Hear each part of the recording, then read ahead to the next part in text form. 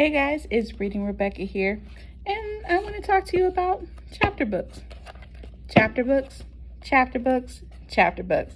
Yes, so chapter books, and the example I'm using here is The Borrower by Mary Norton. The Borrowers, sorry. And chapter books can be an amazing thing because as you are a growing, excellent reader, chapter books is a natural step. So sometimes it can feel a little intimidating when you're looking at all these pages, but chapter books can be taken chapter by chapter. And that's the amazing thing. You don't always have to read the whole book in what time. So as you grow, reader, you see some books that have the little circle that says level 1, level 2, or a book like Chicka Chicka Boom Boom, where it's fun to read and you read it all at one time. But chapter books, you can take it chapter by chapter. And when I'm in a library, like of course Reading Rebecca is always in a library. When I'm in a library like that, I like to take a chapter book, and you can turn and just start at chapter 1. So if you have time in a library, usually sometimes chapter 1s aren't that big. See, I just have a few pages here. And reading the first chapter can help create an interest in the book. So you can kind of test it out. Sometimes even just reading what the book is about in the back is a good way. But sometimes even just testing out the first chapter while you're in the library to see if, oh man, I got to see what's going on. So today, The Borrowers is a book that definitely got me started as a kid with understanding that good old debate. Is the book better than the movie? Is the movie better than the book? Wait, they do make movies after books and not the movie, the movie didn't come first. So this was one of the first fun movies that a lot of kids saw in the 90s is early early 200s, The Borrowers. So definitely I'm going to read chapter 1. And like I said, it's just one of the things that was one of the first discussions I remember about understanding, is there a difference in the movie? Is there a difference in the book? And sometimes movies and books align, and sometimes they are the same. So this is one of the definitely good chapter books that we're going to see. Does it interest you? Will it make you read chapter 2? So like I said, just reading chapter 1, and we'll go ahead and start. It was Mrs. May who first told me about them. No, not me. How could it ever have been me, a wild, untidy, self-willed little girl who stared with angry eyes and said to the cruncher teeth, Kate, she should have been called. Yes, that was it, Kate. Not that the name matters that much. Either way, she barely comes into the story. Mrs. May lived in 2 rooms in Kate's parents' house in London. She was, I think, some kind of relation. Her bedroom was on the first floor, and her sitting room was a room in which was a part of the house called the breakfast room. Now, breakfast rooms are all right in the morning when the sun steams in on the toast and the marmalade, but by afternoon they seem to vanish a little, to fill with a strange silvery light, their own twilight, and there's a kind of sadness about them. But as a child, it was a sadness that Kate liked. She would creep in on Miss May just before tea time, and Miss May would teach her to crochet. Miss May was old, her joints were stiff, and she was not strict exactly, but she had that inner certainty which does. Instead, Kate was never wild with Miss Mary, nor untidy, nor self-willed, and Miss Mary taught her many things besides crochet. How to wind wool into an egg-shaped ball, how to run and fall and plan a darn, how to tidy a drawer, and to lay, like a blessing, above the contents, a sheet of wrestling tissue against the dust. Where's your work, child? Asked Miss May one day, when Kate sat hunched and silent upon the hassock. You mustn't sit there dreaming. Have you lost your tongue? No, said Miss Kate, pulling at her shoe button. I lost the crochet hook. There was They were making a bed quilt in woolen squares. There was 30 still to do. I know where I put it, she went on hastily. I put it on the bottom shelf of the bookshelf just beside the bed. On the bottom shelf, repeated Miss May, her own needle flicking steadily in the firelight. Near the floor? Yes, said Miss Kate, but I looked on the floor, under the rug, everywhere. The wool was just there, though, just where I left it. Oh, dear, exclaimed Miss May lightly. Don't say they're in the house, too. That what are? Said Kate. The borrowers. And Miss May, in the half-light, seemed to smile. Kate stared at the fire fearfully. Are there such things? She asked him. As what? As people, other people living in the house who borrow things. Are there such things? Miss May laid down her work. What do you think? She asked. I don't know, Kate said, pulling hard at her shoe button. There can't be, and yet, she raised her head, and yet sometimes I think there must be. Why do you think there must be? Said Miss May. Because all the things that disappear, safety pins, for instance, factories go on making safety pins, and every day people go on buying safety pins, and yet somehow there's never a safety pin when you want one. Where are they all? Now, at this minute, where do they go? Take needles, she went on. All the needles my mother brought. There must be hundreds. Can't just be lying about the house. Not lying about the house, no, agreed Miss May. And all the other things we keep on buying again and again, like pencils and matchboxes, sealing wax, hairpins, drawing pins, and thimbles. And hat pins, put in Miss May, and blotting paper. Yes, blotting paper, agreed Kate, but not hat pins. That's where you're wrong, said Miss May, and she picked up her work again.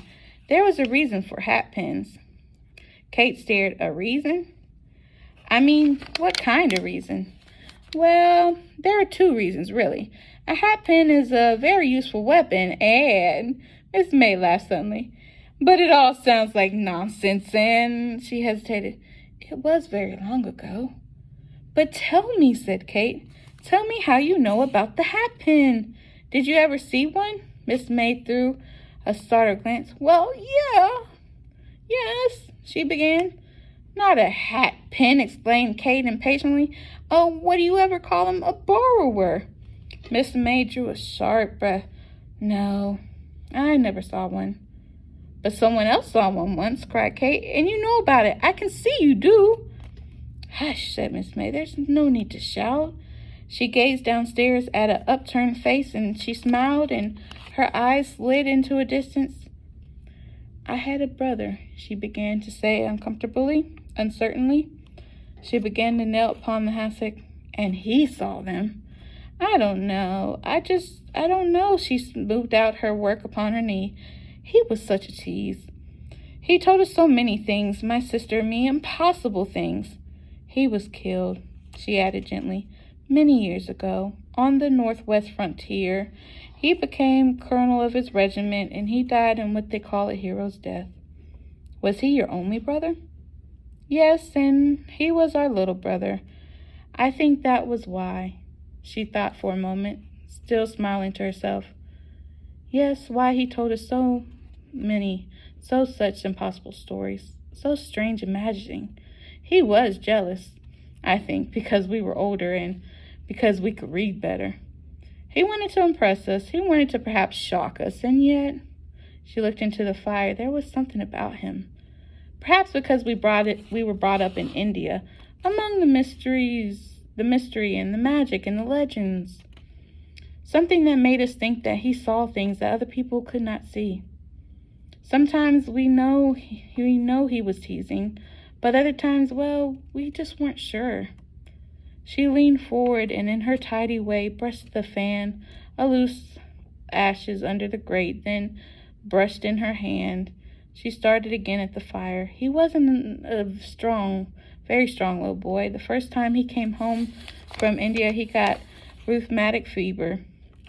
He missed a whole term at school and was sent away to the country to get over it. To the house of a great aunt. Later, I went there myself. It was a strange old house. She hung up and brushed on its brass and hooked, dusting her hands on the handkerchief, and she picked up her work. "Better light the lamp," she said. "Not yet," begged Kate. "Please go on. Please tell me." "But I told you." "No, you haven't. This old house wasn't that where he saw, Miss May laughed, where he saw the borrowers." "Yes, that's what he told us. What he had to believe. And what's more, it seems he didn't just see them, but he got to know them very well. And he became part of their lives, as it were, in fact, almost to say that he became a borrower himself." "Oh, do tell. Please try to remember right from the beginning."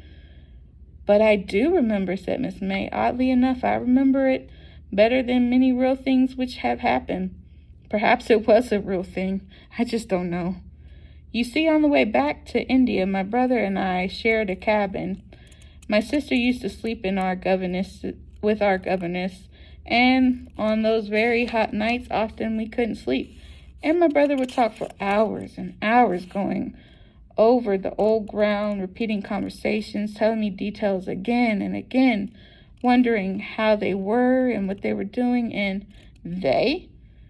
Who were they exactly? Homely, Pod, and little Arnetti. Pod? Yes, even their names were never quite right. They imagined that they had their own names, quite different from human names. But with half an ear, you could only tell they were borrowed. Even Uncle Hindari and Eglinta, everything they seemed to have borrowed. They had nothing of their own at all, nothing. In spite of this, my brother said they were touchy and conceited, and they thought they owned the world. What do you mean? They thought human beings were just invented to do the dirty work. Great slaves to put there for them to use.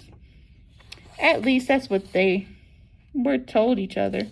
But my brother said underneath he thought they were frightened. It was because they were frightened. He thought that they had grown so small. Each generation had become smaller and smaller and more hidden. In the olden days, it seems, as parts of England, our ancestors talked quite openly about their little people. "Yes," said Kate, "I know. Nowadays, I suppose, if they exist at all, you would only find them in houses, which are old and quiet and deep in country, and where the human beings live to routine. Routine is their safe ground. They must know which rooms are to be used and when. They do not stay long where they are careless people or unruly children or untidy house pets.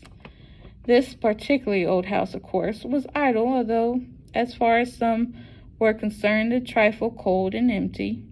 Great Aunt Sophie was bedridden through a hunting accident some 20 years before, and for other human things there was only Mrs. Driver to cook, Camphor the gardener, and rare intervals an odd housemaid or such.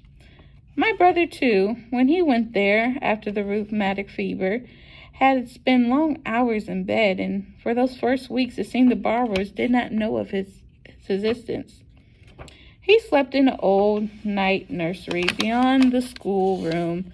The schoolroom at the time was sheeted and shrouded and through with junk, old trunks, a broken sewing machine, a desk, a dressmaker's dummy, a table, some chairs, a disused pinola, and as the children who had used it, Great Aunt Sophie's children, had long since grown up, married, died, or gone away. The night nursery opened up of a schoolroom, and from his bed my brother could see the oil paintings of the Battle of Waterloo, which hung above the schoolroom fireplace on a wall, and the corner cupboard with the glass doors, which was set on the hooks and the shelves, a doll's tea service, very delicate and old, and at night if the schoolroom door opened, he would have a view of down the lighted passage which led to the heads of the stairs. It would comfort him to see it. Each evening at dusk, Mrs. Drivers appeared at the head of the stairs and crossed the passage carrying a tray for Aunt Sophie with Bath Oliver biscuits, tall and cut a fire. Old, pale Madeira. On her way out, Mrs. Driver would pause and lower the gas jet in the passage to dim blue flame light, and then he would watch her as he stumbled down the stairs, sinking slowly out of sight between the banisters. Under this passage in the hallway below, there was a clock, and through the night he would hear it strike the hours. It was a grandfather clock, very old. Mrs. Furr of the Leighton Buzzards came each month to wind it, as his father had come before him, his great-uncle before that, for 80 years. They said, and to Mr. Finch's searching knowledge, it had not stopped, and as far as anyone can tell, for many years before that. The great thing was that it must never be moved. It stood against the wainscot and the stone flags around it, and it has been washed so often that a little platform, my brother said, rose up against it. And under this clock, below that wainscot, there was a hole. Wow. Can you imagine what will be coming through the hole? What comes next in the story? That's what chapter books do. They get you getting on a hook so that you will continue to find out what comes through the hole. Who are these borrowers? Will we get to meet these characters? Do we like them? Sometimes stories start off slow, and sometimes they introduce characters, and sometimes they start off exciting. So you let me know. Would you read chapter 2? Would you want to find out about the little people coming from this hole and what the brothers seem to fall? But the brothers seem to get to know these characters, and let's find out. That's the thing about chapter books. You take them chapter by chapter. And hope you guys enjoyed chapter 1 of The Borrowers by Mary Norton. Let me know if you're going to check it out at the library. And see you next time. Bye.